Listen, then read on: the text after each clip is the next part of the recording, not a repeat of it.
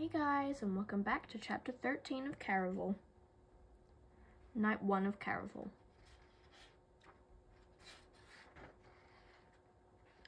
Scarlet woke up covered in cold sweat. It drenched her hairline and the space underneath her knees. She knew it was only a dream, but for a moment she wondered if the magic of Caraval, if Legend's magic, had somehow snaked into her thoughts. Or maybe the dream was made of her thoughts. Twice she'd been told these experiences were all just a game, yet she was behaving as if everything were real, as if her every action would be discovered and judged and punished. I didn't invite you here so you could watch. Scarlet wasn't even doing that, though. Yesterday, she'd seen incredible things, but the entire time she'd been controlled by fear. She reminded herself her father wasn't there, and if she were only going to stay for one night, she would regret it later, if she spent the entire time too frightened to enjoy anything. Teller would probably sleep for another hour at least. Scarlet could go that long without worrying about her, and it wouldn't kill Scarlet to have a little fun in the meantime. Her thoughts fled back to Dante, to the black rose tattoo on his hand and the warm, wanted way he'd made her feel. She should have said yes. It was only a dinner, not nearly as scandalous as talking with him in a darkened hall while only in a nightdress. And even that had not turned out as terribly as she would have imagined. Her borrowed room had only one tiny octagonal window, but it was enough to see the sun leisurely setting, and the canals and streets returning to life. The world was on the cusp of nightfall, the hour of smoke before everything turned fully dark. Perhaps if she headed to the Glass Tavern fast enough, it wouldn't be too late to find Dante and accept his dinner invitations, though she felt as if she should be eating breakfast. She'd adjusted to sleeping during the day with surprising ease, but the idea of waking up and going to supper still felt unnatural. Before leaving, she gave her appearance a quick check in the mirror.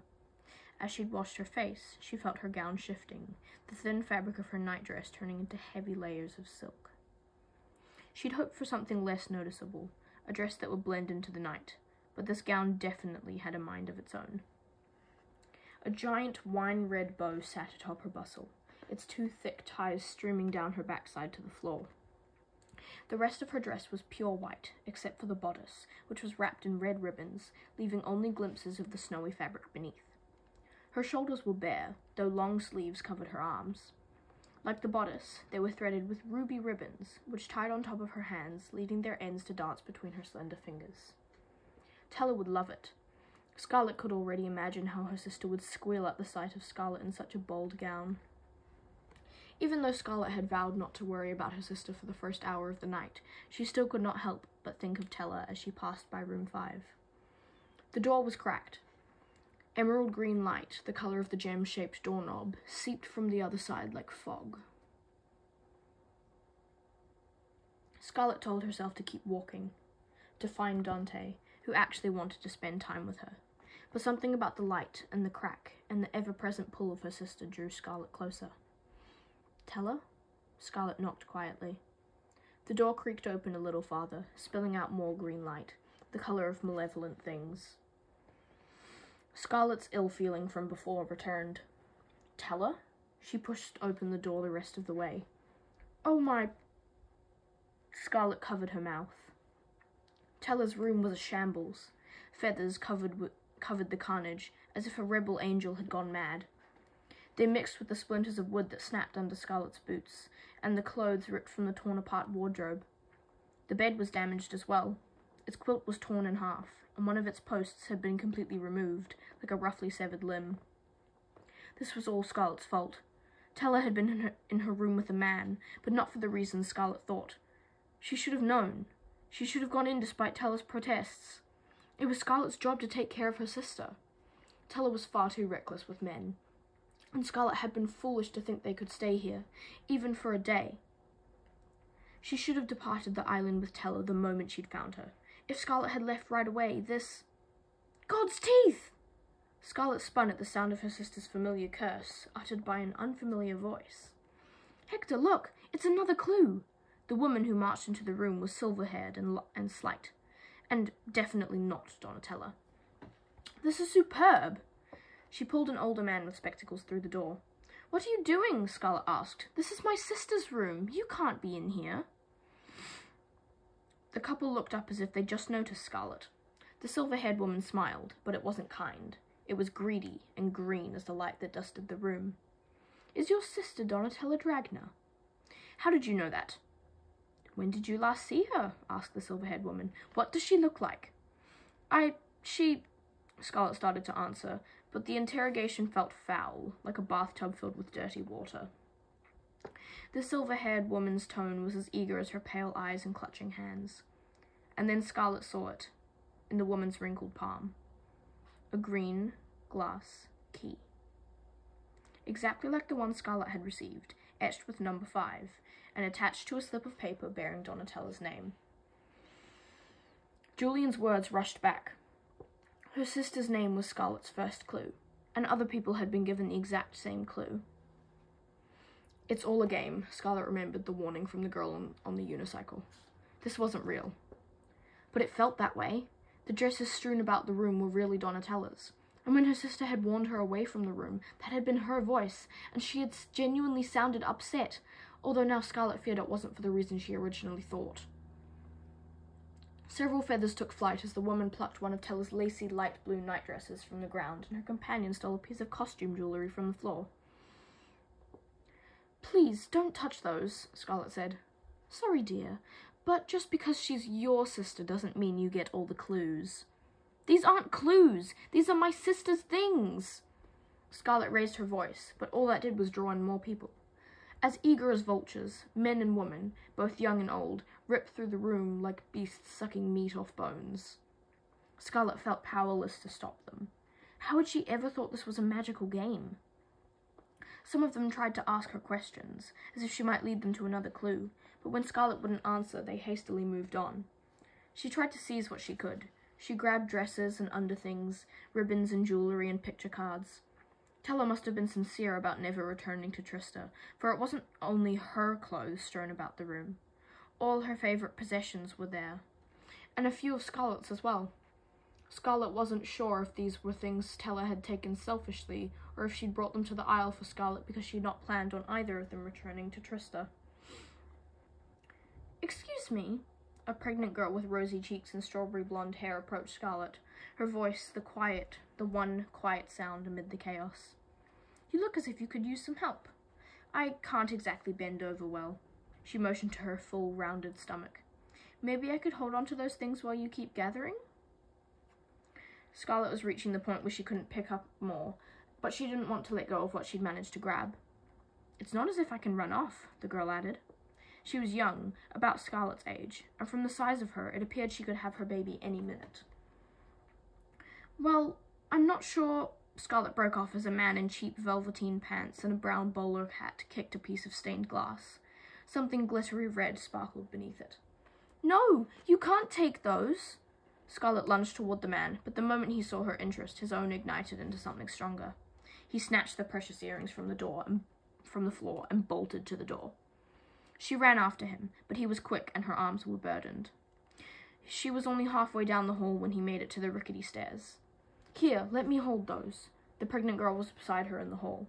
"I'll be right here when you get back," she promised. Scarlet didn't want to let go of what she'd gathered, but she really couldn't lose those earrings. Dropping her things in the girl's open arms, Scarlet clutched the bottom of her snowy skirt and tried to catch up with the man.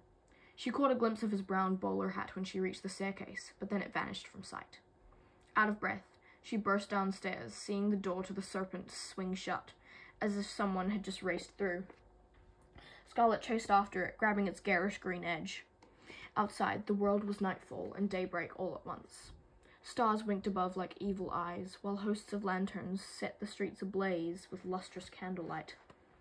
An accordion's jaunty tune rang over the streets, and people moved to its music, swaying skirted hips and swinging jacketed elbows. But there were no bobbing bowler hats. The man had disappeared. It shouldn't have mattered. They were only earrings. But they weren't only earrings. They were Scarlet's. "Scarlet stones for Scarlet," her mother had said. A final present before she had left. Scarlet had known there was no such thing as a scarlet stone, that they were really just tiny coloured bits of glass. But that had never mattered. They were a piece of her mother, and a reminder that Governor Dragner had once been a different man. "Your father gave me these," she said, "because scarlet was my favorite color." It was difficult to picture her father being thoughtful like that now. He'd been so different before. After Paloma had run off and he'd been unable to find her, he'd destroyed everything that reminded him of her, leaving Scarlet with only the earrings, but only because she'd hidden them from him. That's when Scarlet swore to always stay with her sister, to never leave Teller, with nothing but a piece of jewelry and faded memories the way their mother had. Even years later, Paloma's disappearance clung to Scarlet like a shadow that no amount of brightness could erase. Scarlet's eyes burned with tears. Again, she tried to remember this was only a game, but it was not the game she thought it would be. Back in the crooked hallway of the Serpent, Scarlet was not surprised to find the pregnant girl had made off with all her things. Nothing remained in the hall of her sister's precious belongings. All Scarlet found was a glass button and a picture card that either the girl or someone else must have dropped. Those vultures. "I didn't know you were the sort who ever cursed." Julian leaned against the opposite wall, brown arms crossed lazily over his chest, making Scarlet wonder if he'd been there all along. "I didn't know the word vulture was a curse," said Scarlet. "The way you used it made it sound like one. You'd curse too if you had a sister who was kidnapped as part of this game." "There you go again, thinking too highly of me, Crimson. If I had a sister who was kidnapped for this game, I'd use it to my advantage. Stop feeling sorry for yourself and come on." Julian pushed off the wall and started toward Teller's ransacked room. The vultures were gone, but everything important was cleaned out. Even the green glass doorknob had been absconded with. "I tried to collect all her things, but..." Scarlet's voice cracked as she entered the room, reminded of all the greedy eyes and hands grabbing at Teller's possessions, as if they were segments of a puzzle rather than pieces of a person. She looked up at Julian, but there was no pity in his hooded gaze. "It's just a game, Crimson. Those people were only playing. If you want to win, you have to be a little bit ruthless. Nice is not what Caraval is about." "I don't believe you," Scarlet said. "Just because your moral compass is broken doesn't mean everyone here is unscrupulous. The ones who come close to winning are. Not everyone comes here just for fun. Some only play so they can sell what they gather to the highest bidder, like the mate who ran off with your ear things." "You won't get much money for those," Scarlet said bitterly. "You'd be surprised." Julian picked up a knob from the broken wardrobe. "People are willing to spend a lot of money or give up their deepest secrets for a bit of Caraval magic. But those who don't play fairly usually pay an even higher price." Julian tossed the knob into the air and let it fall to the ground before quietly admitting, "Legend has a sense of justice that way." "Well, I don't want to play at all," Scarlet said. "I just want to find my sister and get home in time for my wedding." "That's a problem, then." Julian picked up the knob once again. "If you want to find your sister before you leave, you have to win the game." "What are you talking about?"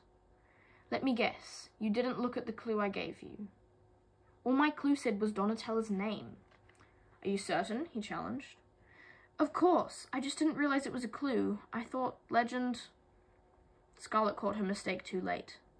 Julian's lips were curving into that same mocking twist that appeared whenever she mentioned Legend's name, even though she hadn't finished her witless thought. Scarlet double-checked the note attached to her key. The only words on the note were her sister's name, but below that was a wide swath of empty space. Crossing over to the closest stained glass candled lamp, Scarlet held the page up as Teller had done, with the tickets from Legend. Sure enough, new lines of elegant script appeared.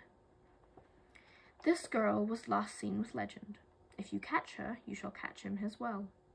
Of course, you may have to venture through hell, but if you succeed, you may find yourself rich.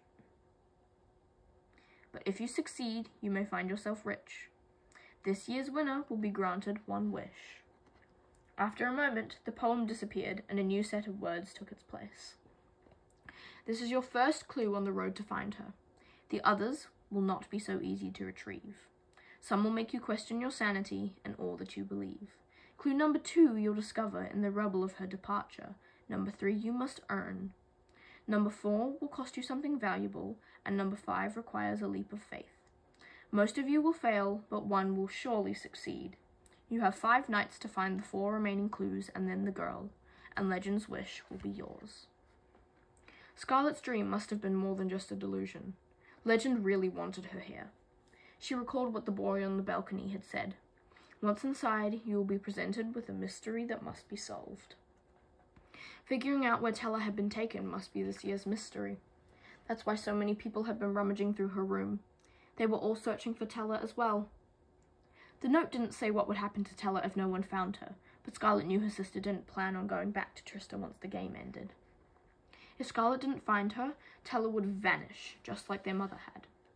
If she wanted to see her sister again, Scarlet really did have to remain and play. But Scarlet couldn't stay for the entire game.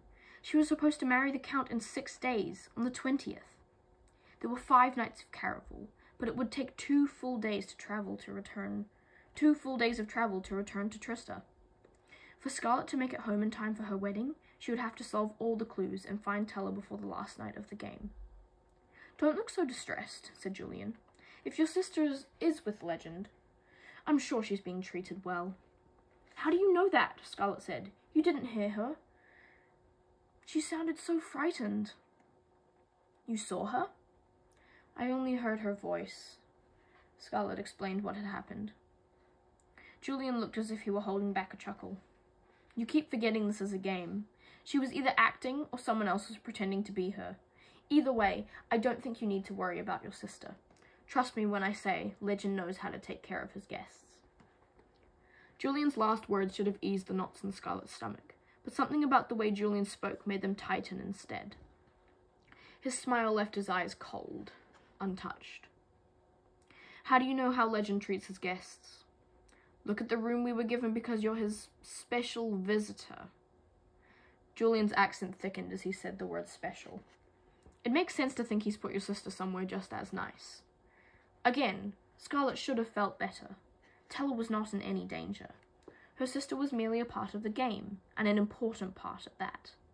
Yet that's exactly what made Scarlet so unsettled. Why, of all people, would Legend choose her sister? "Ah, I get it," Julian added. "You're jealous." "No, I'm not. It would make sense if you were. You were the one who wrote him letters all those years. No one would blame you if you felt bad he chose her instead." "I'm not jealous," Scarlet repeated, but this only made the sailor smile wider as he continued to toy with the knob from the broken wardrobe, making it disappear and reappear between his deft fingers. A cheap magic trick. She tried to think of Tella's disappearance this way, a simple sleight of hand. She wasn't gone for good, just out of Scarlet's reach. She reread her first clue again. "Number 2 you'll discover in the rubble of her departure." As Tella's sister, Scarlet should have had an advantage. If something in the room did not belong to Tella, Scarlet would know, but there were hardly any items left. Except for the glass button and the picture card in her hand, which upon second glance no longer looked quite so ordinary as before. "What is it?" Julian said. When Scarlet didn't answer right away, his tone turned charming. "Come on, I thought we were a team." "Being teammates has mostly benefited you, not me." "I wouldn't say mostly. You forget, if it wasn't for me, you wouldn't even be here." "I could claim the same," Scarlet argued. "Last night I saved you from being kicked out of the game, but you were the one who slept in our room." "You could have slept in the bed as well." Julian toyed with the top button of his shirt. Scarlet scowled.